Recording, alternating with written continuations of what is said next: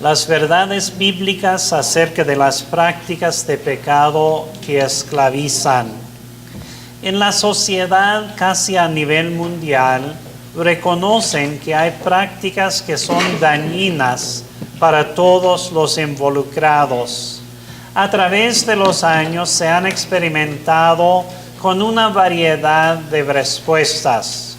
Muchas veces se califican únicamente las cosas que parecen muy severas como prácticas no deseables según la sociedad. Cuando son prácticas que dominan la vida de las personas, porque ellos se ponen bajo el control de alguien o algo que no sea Dios, la Biblia las nombra pecado. Algo es pecaminoso porque va en contra del señorío de Dios en la vida de alguien, no importa la naturaleza o severidad de la práctica. Veamos este pasaje bíblico para acercarnos a un entendimiento bíblico acerca del problema de prácticas pecaminosas que dominan la vida. Favor de leernos Gálatas capítulo 5, la primera frase del versículo 19 y la última frase del versículo 21. Y manifiestas son las obras de la carne, acerca de las cuales os amonesto, como ya os lo he dicho antes, que los que practican tales cosas no heredarán el reino de Dios. Gracias. La Biblia habla de obras de la carne porque son contrarias al Espíritu Santo, y los que practican tales cosas no heredarán el reino de Dios. Cuando las practica, uno se somete bajo el control del pecado en vez de someterse bajo el control del Espíritu Santo. Cuando uno decide vivir su vida en esta tierra bajo el control del pecado, ha decidido vivir por toda la eternidad bajo el castigo del pecado. Las obras pecaminosas se manifiestan a través de pensamientos, palabras y acciones. Favor de leernos Gálatas capítulo 5, versículo 19 y las primeras dos palabras del versículo 20.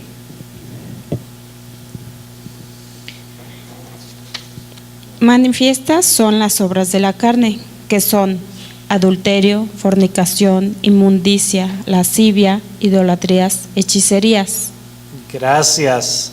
La lista de las obras de la carne que has leído incluye cosas que muchos consideran muy severas, y ellos declaran que son inocentes de esas prácticas de pecado que dominan la vida. Pero la lista menciona otras cosas también. Favor de leernos Gálatas capítulo 5, el resto del versículo 20 y la primera parte del versículo 21. Enemistades, pleitos, celos, iras, contiendas, disensiones, herejías, envidias, homicidios, borracheras, orgías y cosas semejantes a estas. Correcto. La lista de las obras de la carne que has leído incluye cosas que muchos consideran no muy severas, y ellos tienen que declarar que son culpables de algunas de esas prácticas de pecado que dominan la vida. Por ejemplo, muchas personas son conocidas como peleoneras, enojadas y contenciosas en su trato con un miembro de la familia o un compañero de trabajo, estudio o cuarto. Como son obras de la carne, tú eres 100% responsable por lo que tú haces y no puedes justificarte ni echar la culpa a algo o a alguien más. Aun cuando las tentaciones y sentimientos pueden ser muy fuertes, intensos y persistentes, tú decides colocarte bajo el control del pecado por medio de tus pensamientos, palabras y acciones. Entonces, cualquier pecado puede ser una práctica de pecado que domina la vida. Correcto. Si practicas repetida y deliberadamente un pecado sin arrepentirse y practicar la justicia, estás dominado por la práctica habitual y te estás colocando bajo el control del pecado en vez de colocarte solamente bajo el control del Espíritu Santo. Unas preguntas. ¿Reconoces que la práctica repetida de cualquier pecado te coloca bajo el control del pecado?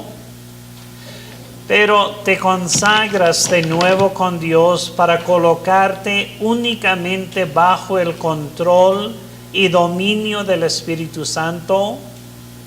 Oremos para aplicar esta verdad en nuestra vida, familia y ministerio.